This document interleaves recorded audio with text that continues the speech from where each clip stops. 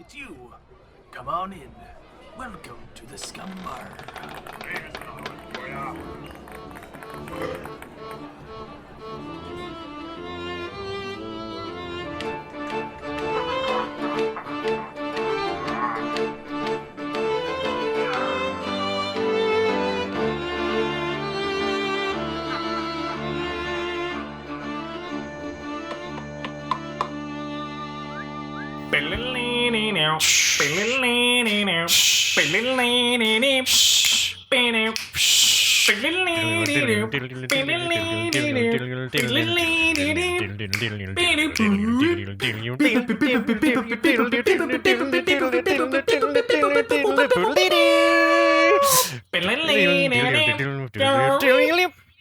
Welcome to the Scumm Bar Podcast, where we talk movies, video games, pop cultures, books, piston ergonomics, and everything in between. I am your host, Mattbrush, from the famous Mattbrush Gaming, and here I'm on my own. I have no co-host today. I've got no one. I'm just sitting in a lonely little room with no one here beside me, and it is the most depressing thing I've ever witnessed. All I want is one person to just open that door and join me on this adventure. Will they do it? I guess not. So, on my own today, I will persevere, because that's what I do. Wait! Oh! What is that? Wait! What do my little ears hear? Who could it be? Who could it be? Who's there? It's me! Who are you? Who art thou? Oh, it's me, Piston Ergonomics. What am I? Piston ergonomics. It starts with a P. That was the most important thing. And ends in iston. What am I? Anth0z, welcome to the podcast. Mattbrush. Thank you. How are you feeling? You feeling good? I'm pretty warm. Yeah, me too, actually. It's hot. It is a hot August day. A hot August day. Oh, yeah, wait, but seriously, what's Piston Ergonomics? I don't know. Okay. It's just, I don't know. Google it. Okay. All right. Later. I'll do it later. Anth0z, Mattbrush. would you like to hear a pirate joke? Usually. I bet you would, because I got a good one for you. Ooh. Are you ready? I'm excited. Where did the one-legged pirate go for breakfast? Where? Koraz. No, he's one-legged. That doesn't make sense. The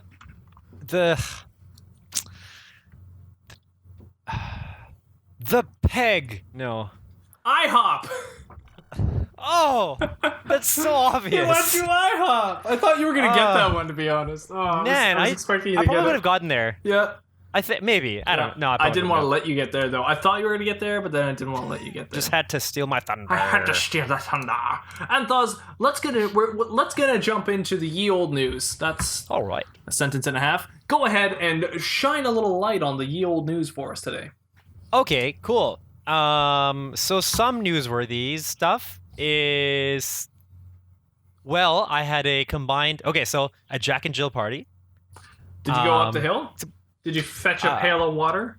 I watched everybody else go up and down the hill. Oh. So I was the narrator. You I came was neither tumbling Jack after. nor Jill. Oh, I see. Yeah.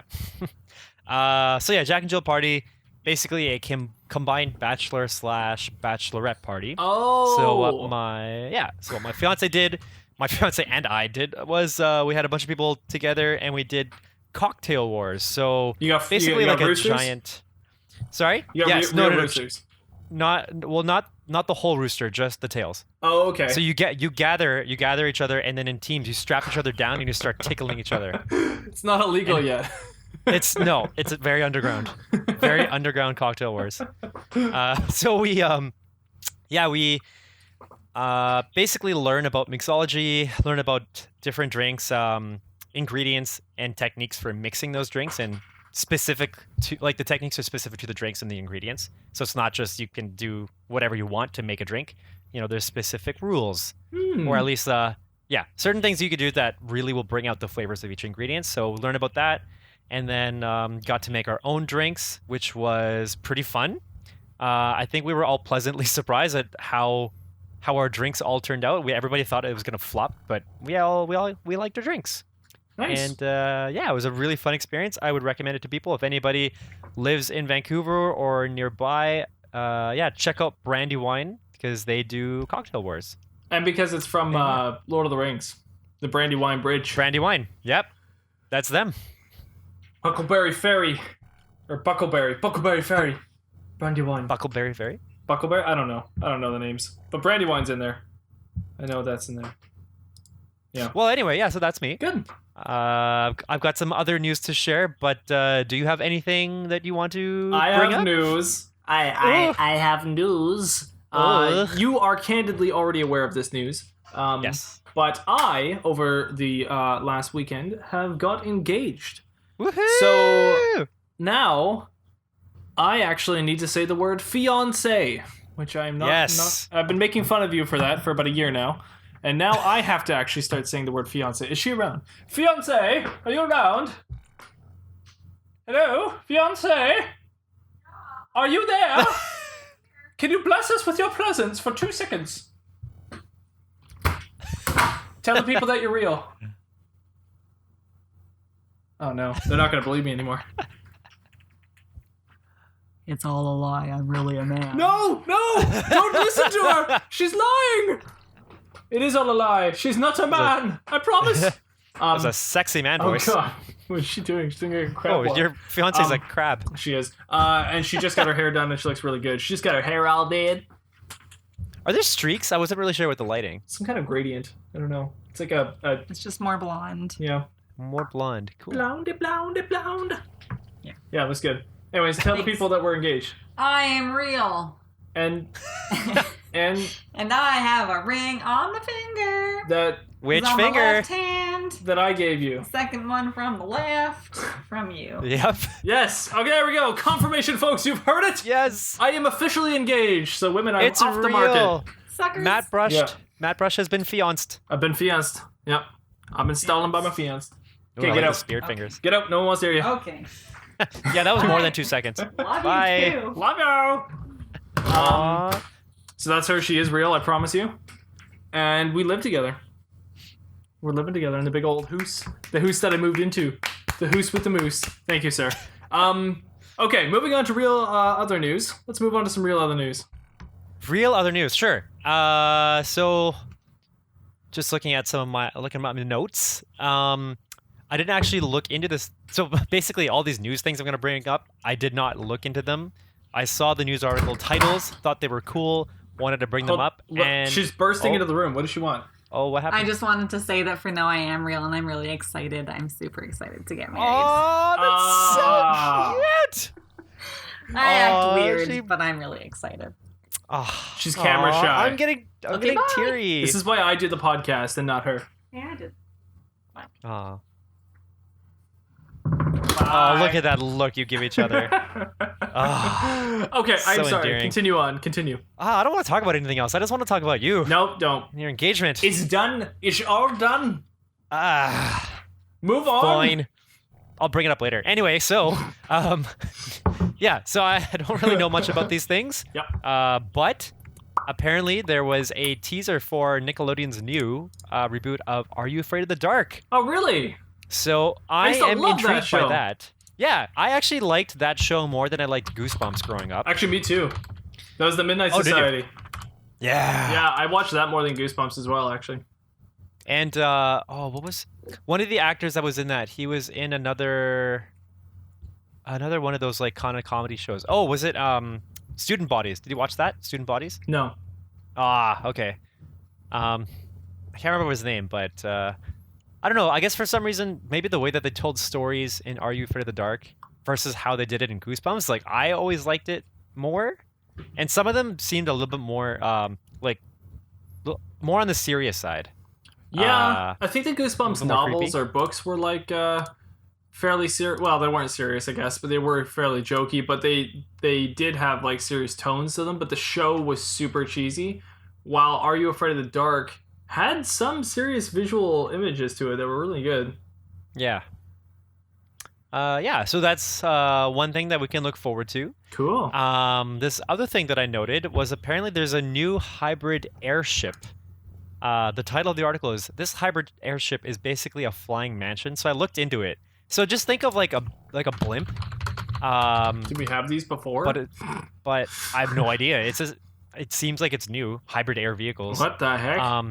But yeah, if you take a look at the pictures of inside, like the lounge looks so comfortable and just not what you'd expect to be, like in a blimp. It looks really weird. So yeah, certain parts of the lounge, it's you're basically all surrounded by glass. So the ground is glass, like below your feet is glass, out to your sides is glass. So you'll be suspended like thousands of feet in the air, in a very comfortable couch or something, looking down at everybody else. Yeah. Huh. So Interesting. I think it looks like that. Yeah, I think this is like a fairly new thing that might have just launched, and they had some tests a couple years back in 2016 and 17, and apparently those ones collapsed. Oh, but good. Now it looks like it can actually stay in the air. So the lounge looks beautiful. Holy smokes. yeah, it looks nice, right? That's amazing. Mm-hmm. Yeah, I'd do that. That'd be cool. I think I'd be terrified, but I'm maybe, I don't know, who knows. Whoa, there's a bed. How long does it take? There's a kitchen. Yeah. Whoa. I assume something like this is going to be more for just like, you're not really going for like transporting or anything, right? You're going for a long voyage. Yeah. Hey, IHOP. Not bad, eh? Not bad. Not bad at all. Not bad at all. Anthony, Anth0z. Yeah. Oh wait, we're still in yield news, aren't we? Yes. You have news. I'm gonna rip through a few more things just because I just wanted to mention them. I'm just gonna rip through them all. My bad. I've never used that phrase before. Just rip through the news. Rip it. Just gonna rip through it. Okay. So Disney announces bundle with Disney Plus, Hulu, and ESPN Plus for $12.99 per month. Wait, what? So I think everything's all together. So yeah, I don't know how it's gonna work, but I guess when Disney Plus launches, which is in November, I believe, of this year, 2019. Yeah. I guess they'll have some sort of separate bundle so that you can package it with ESPN Plus and Hulu. Oh my gosh, that's the new TV. That's straight up the new TV. This was like one of our first topics on our podcast ever, it's all come right? back Like, full what's going to happen? Yeah. So it's happening. Remember I said this? I said we call everything, and everything we say ends up becoming fact. That's nuts. Gorillas will grow wings. Yes. Wait, what? We never said that. Are we saying it now? But if you say it now, it'll happen in about 30 episodes. Here we are, folks. We called it 2019, August 12th. Gorillas will grow wings. But Disney is going to offer a bundle. That's a really smart idea. I think so too. Wow. I never saw that coming. Yeah, so you know what I'm thinking? Like, so they've got Disney Plus, ESPN Plus, and Hulu. Yeah. I never really used Hulu before, but I haven't used ESPN Plus either, but I imagine that most of the people, or there would be a lot of people who stream in general. Yeah. That would be streaming sports shows. Like, people do that all the time because they can't afford to go to the game live all the time, and bars get full, so they want to have the comfort of their own home doing it, right? So now this provides an easy way for people just to do it. But I feel like maybe Disney Plus or Disney in general, I think they chose the right bundle, or they chose the right service to bundle with. It's like so getting smart. Sports onto it. Yeah. You put Disney Plus on there, so we're getting all the Disney TV shows that they're going to play out, which is pretty much just going to be Star Wars and Marvel and their Disney. Then you throw in ESPN, so you're getting all the sports people. So just those two, separately, are already getting a huge amount of fans. But then you throw in Hulu, and you're getting all the unique Hulu shows on there as well as even some basic TV shows that are on Hulu too. So that really encompasses most of TV. That's pretty good. Yeah, I think they're pretty good choices. I'm looking forward to it. So good idea. We'll see when that time comes. Yeah, interesting. Some other news. So in the midst of finding out that August 1st was apparently Spider-Man Day. I don't know if you saw on social media, but I think like the Marvel pages and like Spider-Man social media pages were showing this video of, I think like but 8 different Spider-Man costumes. Oh yeah. And it's like a little animation, but it's kind of cool because I think it like describes more or less the like the mobility of the suit, who created it, when it was used, like all that kind of stuff. Right. And then so as as I was looking into Spider-Man Day, I found out that the very first appearance of Spider-Man apparently was in Amazing Fantasy number 15. Right, and which is he from was called like the Amazing 1962. Spider or something. I think it might have had like a tagline of Amazing Spider, but yeah, so Amazing Fantasy number 15, which had a publishing date of August 10th, 1962. Oh wow! But the date on the comic book itself says August 15th, so I don't know why there's that discrepancy, but yeah, so 1962. So Spider-Man is pretty old now. Yeah, that is very old, and he's like one of the most popular, if not the most popular, Marvel characters. So that's crazy. Yeah. So yeah, that's the end of my Yale news, and I have a feeling, just a slight, my sense, what would you call it? I'd call it your Anth0z tingle. I'd call it my Anth0z tingle. Yeah, I think I'm going to name it your Anth0z tingle is telling you that might have to do with our topic today. Yes, it does. Yes. Okay, so our topic today is going to be both Spider-Man Far From Home and Spider-Man Into the Spiderverse. Now, I really want to uniquely look into these two movies separately entirely. So, which one do you want to start with? Okay. Let's go with Spider-Man Far From Home. That's a bit more fresh for me. Okay, let's do that one. And yeah. So, starting with that one, first off, what is the deal with Sony and titles with Spider-Man? Because they don't want to use... Okay, yeah, sorry, go on. Just Homecoming and Far From Home is the most confusing way to title your two new Spider-Man films. Yeah. My fiance was looking on Netflix and saw Spider-Man Homecoming, and she went, "Oh my gosh, the new one's on Netflix." And I was like, "Oh wow!" So like when I was getting ready to watch the new one on Netflix, we realized that it was Homecoming. And we're like, oh, that's not the new one. That's the old one. Yeah. The new one's called Far From Home. So I think she was saying, like, the third one should be called, like, Return to Home or, like, Homesick or, like... Homesick. I hope they make it Homesick. Homeward but yeah, Bound. I don't know what's with these titles. Homecoming, to me, when I first heard it, I thought that sounded like a sequel title. Yeah, exactly. It does sound like a sequel title. You're right. Yeah. Yeah. And it also makes sense for it to be Homecoming as a title after Far From Home. Yes. So you're right. It's kind of I bet you if weird. the third one has home in it, it's really going to be confusing. Yeah. Now, as far as the movie went, general thoughts for me, I really enjoyed it. General thoughts? I really enjoyed the movie. I've been wanting to see a Mysterio character thrown into the movie since I got him that time. So I've been trying to kill a fly in the background here, and I just got him. I've been wanting to see Mysterio in a Spider-Man movie for a long time, ever since Spider-Man 2 on PS2. Mysterio was one of the big villains in that one, and he was really cool, and he did all these like funky new things, and that's where I got introduced to him there, and I thought he was awesome. And then this movie, I was like, oh, how are they going to throw him into the Marvel universe and make him seem interesting, as well as make him seem like that Mysterio? And they did such a good job, I thought. Like, I agree. They threw in the twist. I mean, sorry, we're just going to go into spoilers on this anyways, but they threw in the twist of him not actually being a good guy, but actually being a villain, which still worked as a twist for me. I figured it was going to happen, but I had no idea. It might not have happened. And that twist happened.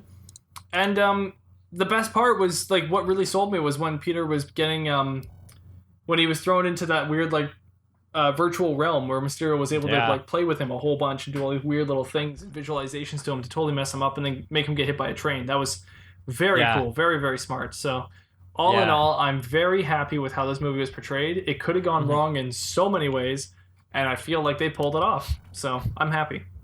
I agree. I really liked how they did Mysterio. When I was thinking back to the Mysterio that I knew from, I guess, the animated series in the 90s, he was always he was just a guy who pretty much was a master of illusions all on his own. Like, he didn't have a team or anything with him, right? Yeah. So I was thinking, like, when I was watching the trailers, I had a feeling that Mysterio was going to end up being a bad guy. Like, there's no way he could have just been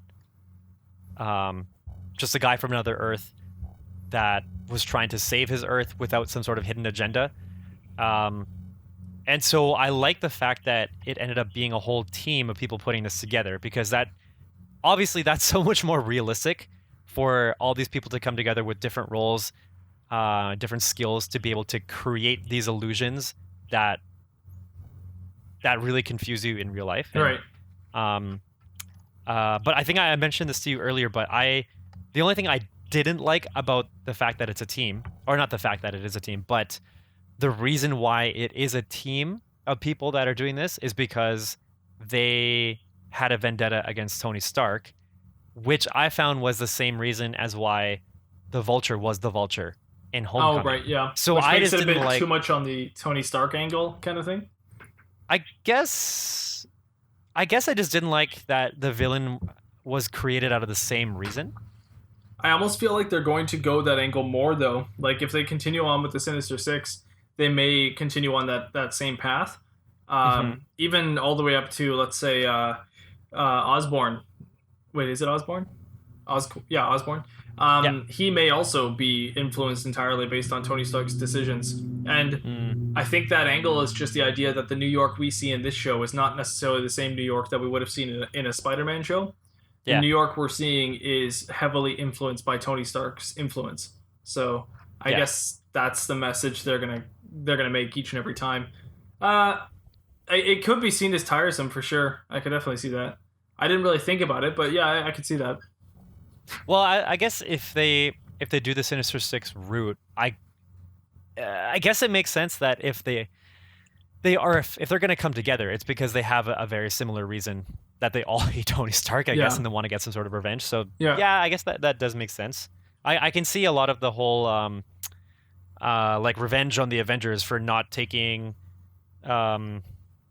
responsibility for like destroying our buildings and stuff, kind of just rehashing the whole Sokovia Accords idea, but I guess from a different standpoint of actually banding together to do it themselves rather than relying on the governments to do that.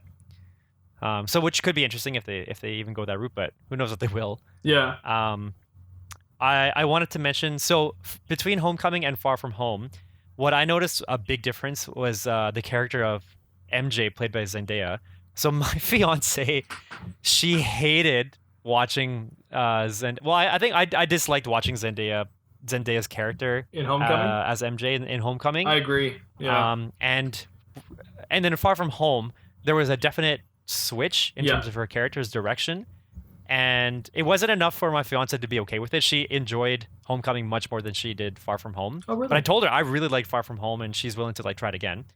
But what I found was that the direction change for MJ in Far From Home was just so jarring, because I was so used to having her be this kind of like oddly confident, awkward emo person in Homecoming, who's just like very blunt and just like doesn't really show like she has care for anybody else around her in a sense, you know what I mean? Like she can brush things off easily and just whatever. And then come the second movie, all of a sudden, like she's still like that in maybe like the first couple scenes, and then all of a sudden she starts showing some sort of shyness towards Peter Parker. Yeah. And she's showing resentment to that guy who was like trying to hit on her, and trying to like get him back and trying to defend Peter, which like I would appreciate if there was less of her solid, awkward, confident character in the first movie. Like it would have made more sense for her to transition to this way, right, and by the second movie, as opposed to, just changing the way she did. So that was like one of my tinklings about this movie. When your Anth0z tingles, that's interesting because one of my bigger things was they had to sell me on Mary Jane. With this movie, they really had to sell me on Mary Jane or give him a different love interest. That was the only way they were going to keep me happy about it. And I think they sold me on her. But yes, it required entirely rewriting her character and changing her character's personalities. Yeah. But I think it worked. Only because I prefer this Mary Jane. So my bias is just stick with this and keep going this way because I would so much rather this. And I wasn't entirely sold with her. Like I liked her throughout the movie. She was okay, but it wasn't until like the very end when they were showing the New York scenes, and when it got back to like him actually being home, that was those last 10 minutes of the movie. I was like entirely sold at that point that he's Spider-Man. But I think I've been waiting this whole time to really officially say that Tom Holland is like a good Spider-Man, like or like the best Spider-Man, because I've really enjoyed lots of different moments from other ones. And as we've always said, the 90s cartoon was really good. But just like when he was in New York at the end there, I was like, okay, I can see how I can now compare him to the other Spider-Mans. I can now finally make some comparisons. So I'm still not willing to say he's better than Andrew Garfield or Tobey Maguire because I don't think that's fair yet. We can't totally parallel those universes. But I do think that we're getting there, and seeing like the last 10 minutes of that, I was like, oh wow, like that's cool. Like she seems like Mary Jane in that moment. I really appreciated him carrying her and swinging around the city and her being scared. And I was like, this reminds me of a superhero film. Like this is finally like what I'm looking for. Like it was very cool. And then him like putting her down and then having to call the answer of like, oh, something else is happening. Oh, I'll see you. Bye. And like swinging away. I was like, this is really cool. I like this. Yeah. I don't know. I really appreciated that, and like her character change, you're right, it is entirely jarring from the first movie, but I think it's very, very necessary for the movies to continue and be good. Or else I think it's necessary too. Such an awful character if she stayed away from the first one into the second one. That would have been so annoying. Yeah. I want to go back to how you were talking about the scenes where Mysterio would basically be putting Spider-Man, like making him think that he's in this kind of like virtual world and getting him hit by the train. I really like the way that they did that. Because those scenes were so immersive. You know how, so in the beginning of the movie, Spider-Man, or Peter, like he said that I guess he was really tired, so he was kind of taking a break and he didn't have his spider sense working. Right? So I kind of feel that the way they showed those scenes where like everything around, like everything on screen is pretty much black except for when you see him and all these like random like vectors and 3D shapes and colors just like coming out of nowhere and confusing his like he's giving him vertigo and stuff like that, right? So I felt that was the way that they, for me, made it feel very immersive was I felt it was I could really feel what Spider-Man was feeling in that moment. And I want to allude to in Game of Thrones for the Battle of the Bastards episode when Jon Snow, spoilers, when Jon Snow, he's so they're in the middle of the war and then he's trying to run all the way to Ramsay and he gets trampled by all these people, like everybody on both sides. They're just like charging at each other and he's getting trampled and all you see on screen is really just like you see flashes of his face, but then you see all these like legs and feet and bodies and you hear him like like he's like gasping. I was actually feeling like claustrophobic. Like I was feeling that gasp when he was going through that. And I had a similar feeling in those Spider-Man scenes when Mysterio was doing that to Spider-Man. Oh, that's interesting. That's why I thought those were done so well. I agree with you on that. I know watching that Jon Snow scene that by the end of that scene, I felt like I just finally took a breath. You know, I was like, oh my gosh. When the scene was over, I felt like exactly. I was exhausted by the end of that episode because it took a lot out of me. And with the Spider-Man thing, I agree with you. I think I had a glimpse of that feeling, nowhere near to how much I did in Game of Thrones, but I did still have some of that feeling. I can see that because you feel claustrophobic, but you also feel like scared, like in a sense that you don't know what's going to happen. I do think that was cool because it really had me questioning a lot. Like when Peter was first picked up by Nick, immediately from the subway station or whatever. Like Nick's like get in the car or whatever, and he gets in. Wait, was it that scene? I can't exactly remember the scene now, but I think he meets up with Nick Fury, and like the minute he meets up with Nick Fury, I'm like, is this fake? Like I'm like questioning it, and I'm like, is this real or is this fake? And like, it's like a moment where Peter's like, wait, hold on, this is fake, you know, and then realizes something's fake, and then like he gets out of it, and as soon as he's out of it, I'm like, but is this fake? Like I'm like, so I'm like really trying to figure it out. Spiderception. Yeah, and it kept happening to me. So throughout the movie, when he was doing different things, I was like, is this gonna be a virtual thing too? Like I kept waiting for that to play back in. And what's funny is I didn't even see the ending part coming with him when he goes to stop Mysterio, looks at Mysterio's dead, and then suddenly he gets his spider sense back and notices that Mysterio's going to shoot him. That was really smart because it was a way for him to get his spider sense back, and also it was like a fake out. It was very well done, I thought. Oh yeah, that ending scene was so cool. I love that. That was great. Oh man, there was just a lot of really well done stuff in this movie. Like a lot of subtle things. I can't remember all of it, but I just remember coming out of it like there was so much going on that I really appreciated. From subtle humor from the teacher being like making stupid quirky jokes. I love the teacher talking about his wife cheating on him with the blip. I thought that was the funniest thing. It was such a throwaway line, and yet it was hilarious. Like, he was just like, yeah, she pretended she blipped for 5 years or whatever, right? Yeah. Like, I was like, oh my god, like, that's so funny. I don't know who thought of that, but that's genius. And then, like, also Ned wanting so badly to have a bachelor vacation, and then just being in a relationship the whole time, and then, like, breaking it off as soon as he got back. I thought, again, that was so funny, because it was, like, totally just a fake out with the joke, and it was very well done. So I appreciated a lot of the humor in this movie too. Yeah, me too. What did you think about the video revealing who Spider-Man was at the end of the movie? Oh, that was shocking to me, and I'm a little bit sad, because I really wish we could have had the Civil War movie we were supposed to have, where Peter actually reveals himself to the Earth and saying, like, I am Spider-Man, I'm Peter Parker, not Spider-Man. Because that is such a unique moment to Civil War. Yeah. And it really shows his loyalty to Tony Stark in Civil War. And I thought like, with this happening, I was like, oh, great. Like, I've never been a fan of Peter revealing himself as Spider-Man. I've never enjoyed it. It happens in, like, all the movies where somebody finds out he's Spider-Man. Yeah, and exactly. I just don't like it. I really dislike it. I think that really makes his character when he's unique and no one knows who he is. The best part about Peter is when he has to play the nerd and he can't play the bully, because playing the bully screws him over. So he has to he has to get pushed over by the bully at high school, you know, and he can't fight back because that's not right, you know? Yeah. So I always like that. But every time he gets revealed, it's like, So even in, like, Amazing Spider-Man, when he first gets his powers and he's on a subway train, and he, like, he's on the station. Yeah, and he wakes up because he's, like, passed out on the subway. He wakes up and suddenly ends up accidentally fighting a bunch of people without knowing what's going on. Mm-hmm. I didn't like that scene because I was like, that's too revealing that he's Spider-Man, you know? And even when Spider-Man 2 came out with Tobey Maguire, I didn't like the scene where he is stopping the train and then he ends up getting exhausted and then the people see his face. I didn't like that scene initially because I didn't like that people saw who he was.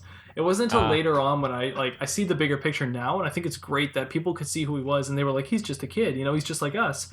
But then at the same time, he was also a symbol. I thought that was very well done later on when I thought about it more, right? But with this reveal in Far From Home, I'm super concerned that just means that now for the future of Spider-Man and Marvel, they're just going to be like, oh, well, Peter Parker is Spider-Man. And just, like, everyone knows about it. Like, I just don't like that. And I feel like that's the direction they're going. And I'm concerned, I guess I should say. Yeah. I have a feeling that they're not going to, I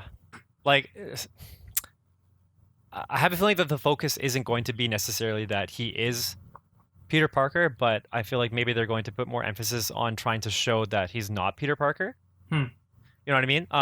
I guess it's just the way that they, like, the suspense of it is just showing that, like, it was revealed, but we didn't really see anybody else's reactions to it, right? Right. It's kind of purely for the audience to start thinking, like, oh shoot, now everybody knows he's Spider-Man. But the thing is, like, it's not like we know that everybody believes it.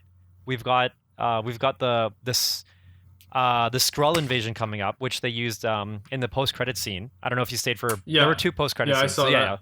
Right. So the Skrull invasion is, like, one of the next big arcs coming up, and my guess is that because the Skrulls are able to transform into people that they've seen, that more of that, I kind of just see that it's going to be resolved by the fact that, like, oh, Peter Parker was never Spider-Man. A Skrull was Spider-Man the whole time, just pretending to be Peter Parker or something like that.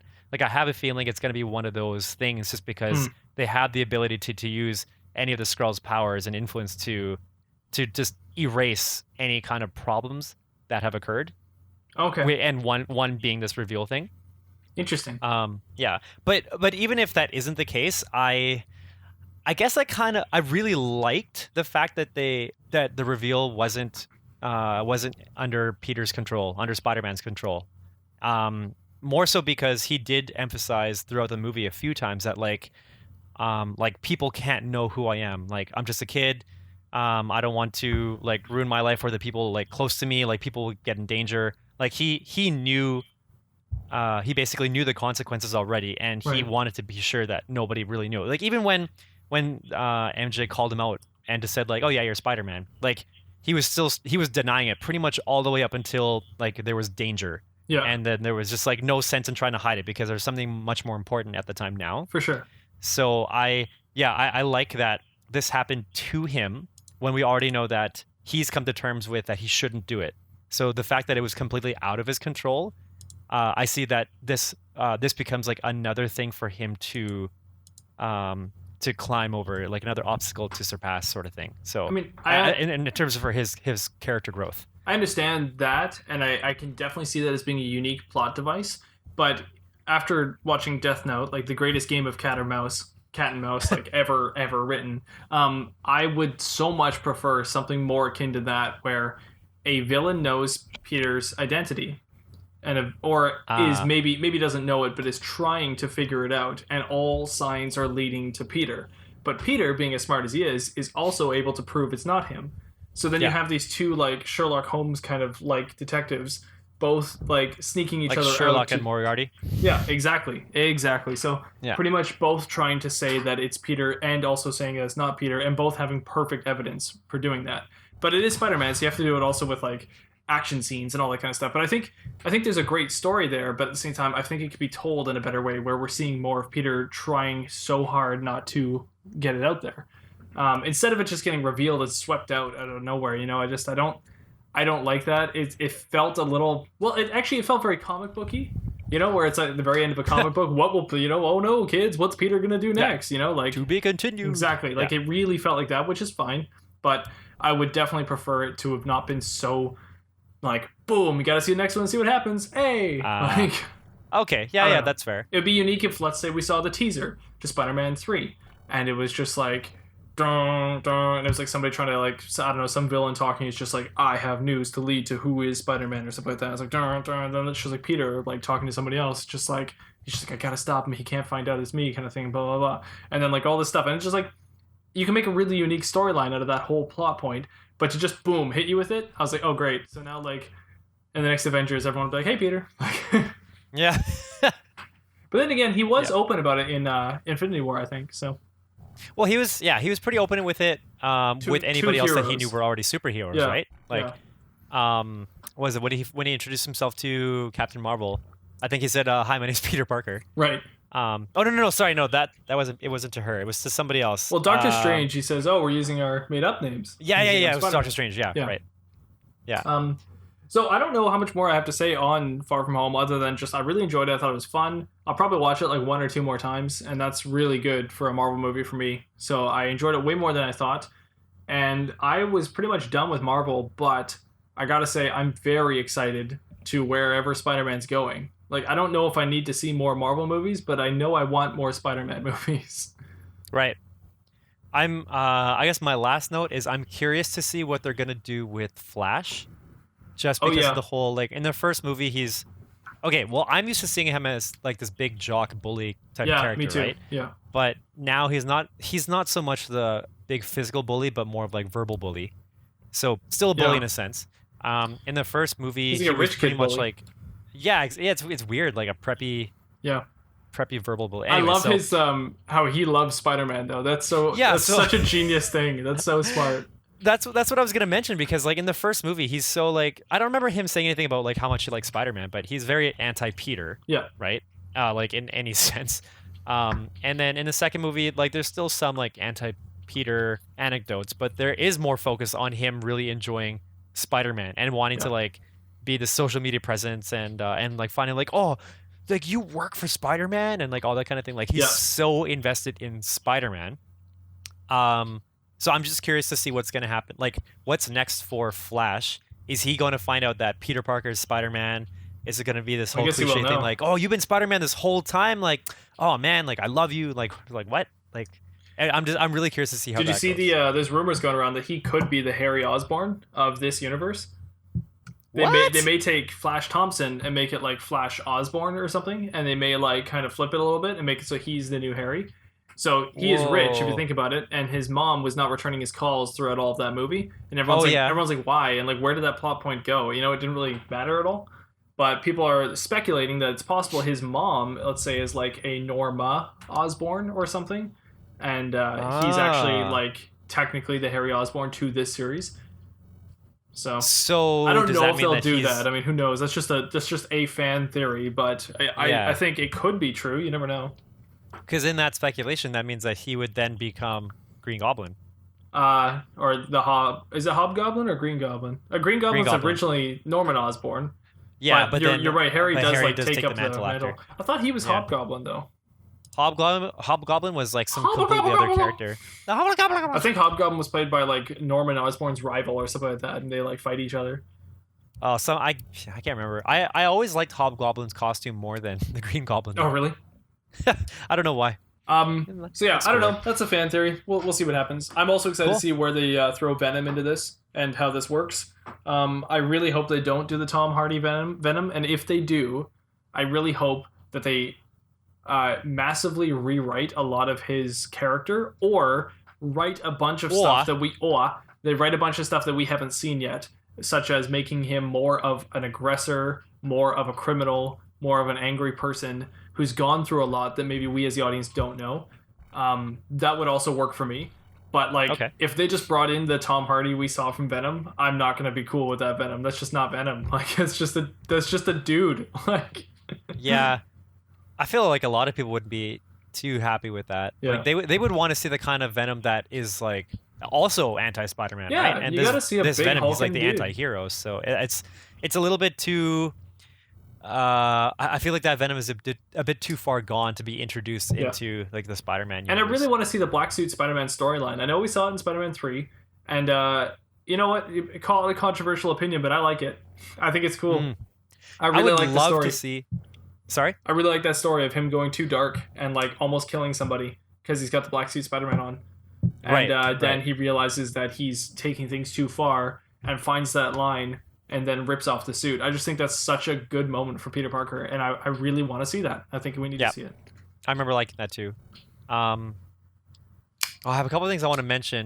I'll just mention them quickly, but there's more kind of reference to Into the Spider-Verse. But one is that in regards to that, I don't know if you noticed, but the scene in Into the Spider-Verse where he starts like dancing and stuff. Oh yeah. That's like mocking the Tobey Maguire Spider-Man 3 when he was like all emo wearing the black suit and he's doing his jazz dance and stuff like that, which I thought was pretty funny.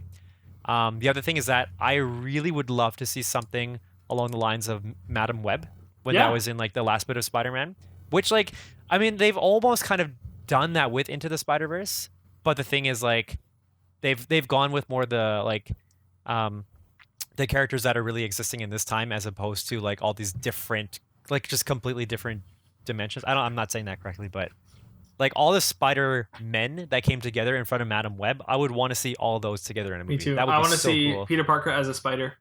Yeah. Yeah, Mad Spider. Do you want to just move into Spider-Verse now and just switch into that movie instead? Yeah, we could do that. Or did you want to do our Spider Wheel of Scum? Our Spider Web? Wheel of Scum? Actually, Spider Web of Scum? I did forget about the Wheel of Scum. Let's move into that. Let's just do a Spider-Man trivia real quick, though. Cool. Instead of Wheel of Scum for a second here. I don't think we've had an authentic Wheel of Scum in a couple episodes. Okay. Web of Scum. You'll get this. What comic book did Spider-Man first appear in? Amazing Fantasy number 15. Correct. Yes. Who is the first super villain Spider-Man ever encountered? Dr. Octopus, Supercharger, Green Goblin, or Terrible Tinkerer? I have no idea. I guess Who's the first super villain Spider-Man ever encountered? I don't know if that's a difference or not, but super villain. Dr. Octopus? Who's Supercharger? Oof, it wasn't Doc Ock. It's not Green Goblin. It's Supercharger. In Amazing Fantasy number 18, Spider-Man battled Supercharger, the living battery. Previously, he had battled mostly small-time crooks. I need to look up what this guy looks like. Supercharger, the living battery. The living battery. That's a good name. Is there no... Wait, what? It didn't show up for me. Oh, there's one panel of it. What the... He looks like Magneto. He looks like he should be what Magneto's son would be if Magneto's son had a costume. You know what I mean? Yeah. Interesting. What supervillain kidnapped and murdered Peter Parker's girlfriend, Gwen Stacy? Do I get options? I wasn't sure if you'd just get it right away or not, so... is it Rhino, Electro, Green Goblin, or Doc Ock? Wait, is this based on the comics or like the comics? The movies? Who murdered Gwen Stacy? What supervillain kidnapped and murdered Peter Parker's girlfriend, Gwen Stacy? Well, my guess would have been Green Goblin. You would have guessed right. Oh, okay. He drops off the bridge. Oh, I see. What character bullied That's Peter sad. Parker in high school? Biff Tannen, Robbie Robertson, J. Jonah Jameson, or Flash Thompson? Biff? Biff Tannen. What movie is Biff Tannen from? Back to the Future. Yeah, you got it. Yeah. When that's why I thought Spider-Man that was funny. first offered membership in the Avengers, he was required to catch what superpowered being as a test? Kang the Conqueror, the Wasp, the Hulk, or Doctor Doom? What was the second one? The Wasp. Let's. Oh, that's weird. I guess Kang the Conqueror. I don't actually know. It wasn't Kang. The Wasp, Well, the Hulk, or Doctor Doom? I wanted to say the Wasp, but is that the same the Wasp as like Ant-Man and the Wasp? I think so, yeah. Because then why would they? Okay, the Wasp. Wasn't the Wasp. It's either the Is it Hulk or like- Doctor Doom. Okay, Doctor Doom. It was not Doctor Doom. I guess it's the Hulk. Whoa. In Amazing Spider-Man Annual Number 3, Spider-Man was offered membership in the Avengers if he could capture the Hulk and return him to the Avengers headquarters. Although he did manage to capture the Hulk, Spider-Man was suspicious of what the Avengers wanted with the green-skinned monster. Feeling pity for the creature, Spider-Man decided to release him instead of turning him over to the Avengers, thus failing the test. Interesting. Whoa. I did not know that. That is really interesting. And that concludes our Spider-Man trivia for the day. Cool. Do you feel trivia all out? I feel okay. Okay. Yeah. Okay. Yeah. Okay, moving into topic number... Duh. Topic number far from home. Okay. Because far from home means 2. Oh, you're right. Exactly. It's our sequel. This is Spider-Man Into the Spiderverse we're now talking about, which I have been very late to the game. You saw a lot earlier on than I did. Then you've been waiting for me to watch it, and I finally have. So I have thoughts. Yep. It's a popular movie. Everyone seems to like it. Yeah. And it's made by some of my favorite creators. They made Cloudy with a Chance of Meatballs, which is one of my favorite movies. They made the Lego Movie, which I really enjoyed. These guys made... the guys I'm talking about, by the way, are Phil Lord and Christopher Miller. Okay. And... yeah, they write really funny stuff. They also made, what am I thinking? 21 Jump Street and 22 Jump Street. Oh, nice. So they're funny guys. I like them. They know what they're doing. But with this movie, it's not... like, it's missing their humor. I was really expecting their humor for most of it, and I felt like it wasn't there. Okay. I'm just looking into it now. I actually realized they didn't direct, which they never directed Lego Movie 2, for example. They never directed Lego Batman, or Cloudy with a Chance of Meatballs 2, which all didn't do as well as their first one. So Okay. typically when they don't direct their own movies, they don't do as well. So I just noticed they didn't direct it, but they did produce, and then it was written by Phil Lord, so he's very smart. He also does Last Man on Earth. Anyways, yeah, it felt like it was missing their humor in this movie. Like, I was really missing that kind of quirky style that I really wanted to get, and it felt a lot more like just like another animated superhero. Like, I've seen a few animated superhero movies, and just felt like another one, but like, it was obviously comedic. It was more comedic than normal. There were some funny lines, but there was a few things in there that just felt like, I don't know, like it missed the mark to me, and I don't feel like I get that much from those guys. Now, they were going to do the Han Solo movie. They had wrote the Han Solo movie, they were starting to film the Han Solo movie, and then there was all those complications that were happening, and the movie got canned, and then, what's his face? Ron Howard came in and finished the movie and did it for them, right? So the Han Solo movie, I was always wondering, I was like, I wish I could have seen their version. I bet you their version was awesome. But now I'm thinking, actually, their version was probably like how Spider-Man Into the Spider-Verse was, where they had a vision, but the studio wants this and that and this and that and also this and that. And then so they can't really do exactly what they want. So don't get me wrong, there's some good moments of Spider-Man Into the Spider-Verse, but a lot of it feels forced to me, where I don't think the pig is funny. I don't think an anime chick with a robot had much to do with my Spider-Man plot. Okay. And I didn't find Nicolas Cage all that funny. So for those 3 characters, they're taking up all the screen time in the movie that I didn't really care about. Now, that being said, I like Miles. I thought he was good. Yeah. I really liked the beaten down Peter Parker. I thought that was a good storyline. And I surprisingly liked Gwen Stacy. I thought she was also very funny. So Spider-Gwen. I think what it would have been better, and I don't know if this was a choice, if they could have got Emma Stone to play Gwen Stacy. if they could have got Andrew Garfield to play maybe the beaten down Spider-Man, or Andrew Garfield to play maybe the good Spider-Man, and Tobey Maguire to play the beaten down Spider-Man. I think these kinds of people would have been amazing in this movie. It would have been really, really fun to see them come back and reprise these roles. I'd have been very down with that. But as much as I didn't really like this movie all that much, I thought those three characters were actually very good together, and I kind of wish it was just those three for Spider-Verse. That's all you really needed, was just those three characters, and you could have taken the movie with them, and they could have had a bigger bond with more lines and more depth together, I guess. But I didn't really need the other Spider-Men in it. But yeah, the other thing that kind of bothers me about this movie is the art style. I know people say it's really good and it's fun and it's unique and it's cool, but I did not get used to it. It was very weird for me to watch this art style, and by the end of it, I was still just kind of like, it's watching like a comic, like a moving comic, which is cool, I guess. But I don't want to see more Marvel movies done this way. I don't want to see Marvel movies that I could have seen in live action maybe, but now the studio's like, we'll just get the animated studio to do it instead, and then we don't have to make the live action one. That way, if we don't get the voice actors, we can just do it anyways, you know? Like, I don't want that attitude to come into this, so I don't want to see more Captain America movies or something maybe, but done in this style. Like, I don't want that. So, right. Yeah. To me, those are like my two comments. I don't think it's bad, but I didn't think it was great either. It was just kind of somewhere in the middle. It was watchable, but it wasn't exciting for me. It was just another movie. Okay. Yeah. That's fair. It's been a while since I've seen it. I think, when did I see it? Back in December might have been when it came out, or January or so. I just look at the poster. It says December 14th it came out, so I'm really late to the game. Well, I do remember that when I watched it in theaters, I really liked it, and I like how you mentioned that it was kind of like watching a comic. Mm-hmm. I actually liked that about it, because I don't get a chance to see that from most of the any of the movies, because they're all live action, right? There's no way they can really replicate a comic. So I like how they did that, especially I think it was like that very last scene too, where I guess similar to how it was like the effects of Mysterio fighting Spider-Man.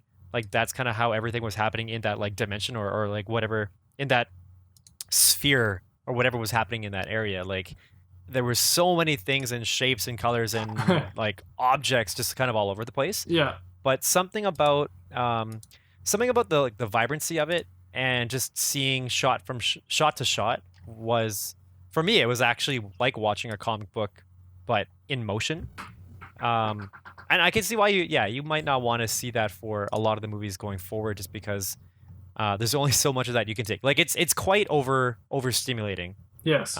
Especially that kind of scene, but I feel like a lot of people like say how they wish that they would take these parts of like the comics and bring them to real life, but it's not always that easy to really do that. Yeah. And I think a good example is, and I know I've mentioned this before, but The Last Airbender, when they did that, was like, that was probably the worst rendition of a movie, like a comic, or just like an adaptation of a book, a comic, or a TV show, cartoon. It was horrendous. Yeah, like it's really bad. Watching people try to act like cartoons, but they just didn't pull it off. Trying to act like anime, especially, like it was awful trying to see that.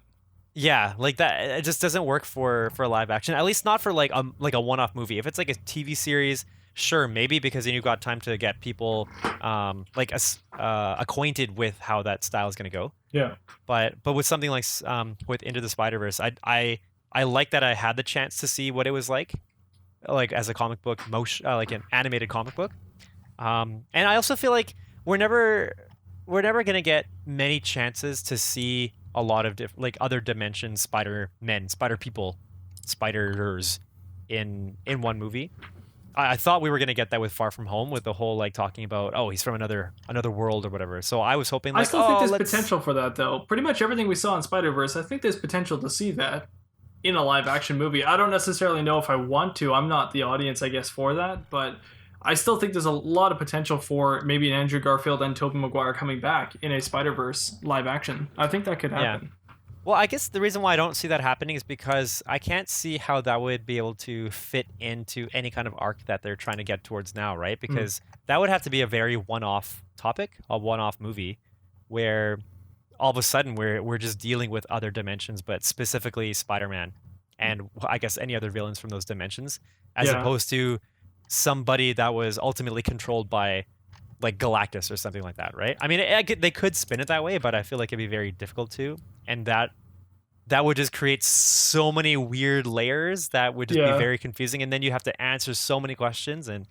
that'd be difficult. Yeah, it was already confusing enough when they did the blip, and then Spider-Man, I think, really answered that in Far From Home with the blip, and they did a really good job with that. So if you do open up a multiverse in the live-action series, I think it's hard to answer.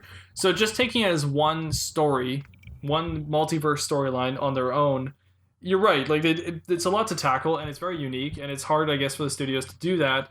So it is unique that you get to see it, and it's cool that you get to see it. So I'll agree with all that for sure. But I guess I just wanted it to be more fun than it was. Like it didn't. I don't know what it's hard to say, I guess, but it didn't feel as fun to me. Like for some reason, when I finished that movie, I took my fiance and I sat her down and played the Amazing Spider-Man game on PS4. Oh, your fiance? Yeah, my fiance. And we sat down and played the Amazing Spider-Man on PS4, and I showed her the first level to that because it's so. To me, that first level captures Spider-Man so well. It's so good. And I was like, this to me is Spider-Man. Like, this feels like Spider-Man. And that also has Miles Morales in it. And that also has, like, a Spider-Verse kind of feel to it. But I was like, it's hard to describe, but I know it when I see it. And I didn't see it in Spider-Verse, and I did see it in the Amazing Spider-Man game. So I was like, this may be good, but I've seen better, I guess, was more like how I felt. That being said, there's a lot of great moments in Into the Spider-Verse that I think are very cool. I'm very happy to see them. I thought the Mary Jane storyline was very funny, how Peter's like trying to get her back, and he's kind of like down and out. Like, that's really smart. That's very, very cool. I like how there's also a Peter Parker who's just so good at being Spider-Man that he's got every single suit and he's so meticulous and stuff. I think that's also very cool.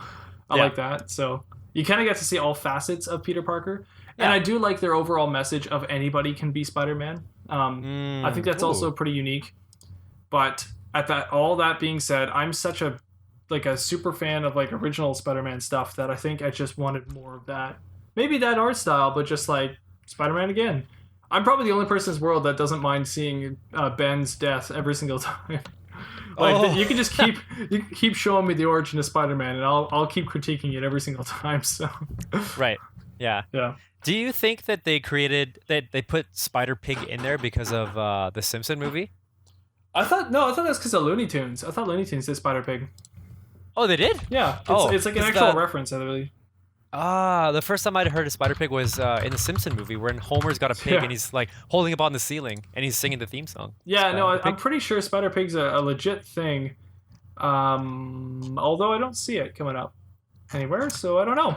Maybe I'm wrong there, but I thought Spider-Pig was actually a thing. And then the main villain, was it Kingpin? Yes, Kingpin. I'm picturing somebody.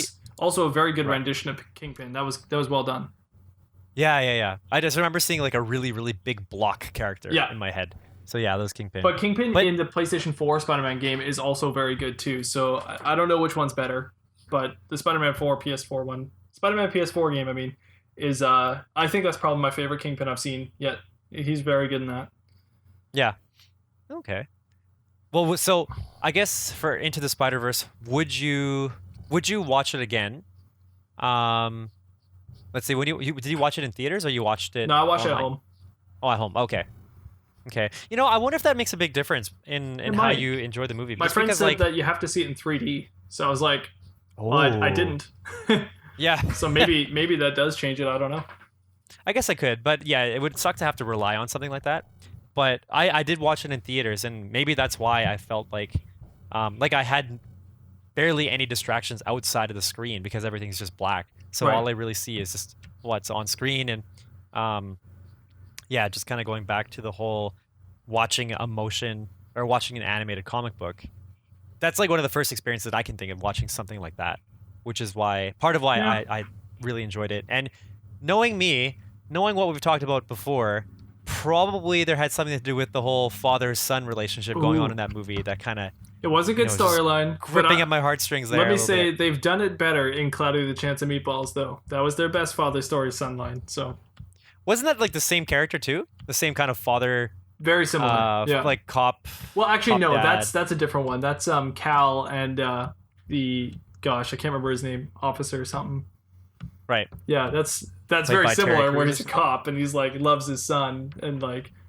But no, the Cloud of Chance of Meatballs, the main character and his dad, like the whole storyline is pretty much their broken relationship. That's the dad with no eyes. Yep. Yeah. The eyebrows are down. Yeah. And when Flint asks him to do something on the computer and his eyebrows are just like oh, it's so good. It's such a good stuff movie. like that is also really good. Ugh. Yeah. Okay, well that's my 2 cents on Into the Spider-Verse. It's not that it's bad, don't get me wrong. It's not bad. It's just not that great, in my opinion. I got my friend's reference. Yes. Okay, so as you said, it's not that it's bad. It reminded me of like when Rachel, Rachel just first got a job at Central Perk. This was before it was Gunther. It was that other old guy. Oh yeah, and then, the old manager. I guess he was critiquing her or critiquing. Oh no, he was critiquing Phoebe because Phoebe was playing like her music, and he was telling. I think he wanted to get Rachel to like fire her or like or to get tell her she can't play there anymore because they're gonna get like a professional. And he was saying like, it's not that she's bad, it's that she's so bad. I want to like take my fingers and put them into my eyes and swirl it around my brain or something like that. I don't know, but just the way that he said that just reminded me. It's bad. She's just so bad. It's just so bad. Well, I didn't feel that way about Into the Spider-Verse, but I did think it was not good. It was not bad, but it was not good. It was just a movie. I will never watch it again. Like I'll never need to watch that movie again unless it happens to be on and I'm like at something where I'm forced to watch what's on the screen. But I'll never purposely choose to watch that movie again. What if there was a free screening for Theater Under the Stars for Into the Spider-Verse? Yes, and if my fiance and I are hoping to go out and watch this free screening Under the Stars, then yes, I'd do that. Okay. Not because of the movie, but more because the experience. Okay. So yeah, next time you're in Vancouver, because I believe it's happening at Lansdowne in Richmond, actually. Really? In the next couple weeks. Oh, that's really cool. Okay. Let's see. I'll consider it. I may even be down there fairly soon for a specific event with bells on. Oh, bells like Christmas? More like wedding bells. Oh, you're getting married already? You just got engaged. No, but I believe there's another specific wedding coming up sometime soon. Sure? I'm not sure, but I think there's one. Oh, just around the river bend, as they would say. When could that be? Yeah, I'm not sure. Oh, never mind. Don't come to Vancouver. Spider-Verse. Spider-Man Into the Spider-Verse happened on July 17th, so you already missed it a month ago. Hey, maybe I watched it on the same day that it was down there. Who knows? I just knew. I knew, and that's why I did it. Yeah, your Mattbrush tingles. Probably. It'll all work for you. Anth0z, we come to a very special time now of the episode. This is a time where I like to say, Anth0z, where can the audience find you? Well, if you want to find me, you can find me on Twitter. That is on Twitter at Anth0z1. That is at ENTH0Z1. And if you want to find me, you can find me at Mattbrush Gaming at Twitter. And if you want to watch this podcast done in a video form, you can go to YouTube and type in Mattbrush Gaming and find all of them there as videos. But if you just want to listen to this in podcast form, like most people do, you can go to any of your favorite podcast platforms and find us on there. Like, seems like some of you are doing. So thank you guys so much. We really appreciate the support from you all. And we appreciate the comments. Please keep them coming. We would like to know what you guys are thinking. So that's pretty much our way of knowing our fans. So please leave us a comment and let us know how you feel. We like it. Just talk to us. Talk. Give us a nice little talk of how you talk. Just give us talking to. Tell me how much you hate me for not liking Into the Spider-Verse. And Anth0z, I believe you had something you wanted to tell the audience today. Blue, yellow, orange, 952. Oh my gosh. Are the colors of everyone's hearts when combined into one. This got too deep for me. I don't understand it, but you heard it here, folks. Here first. So make sure you keep on keeping on and enjoy your day. Spiderception. Spider on. Spider Go out. tingle. Tingle out. Tingle out. Tingle down. Tingle down. Shut Tingle it down. jingle.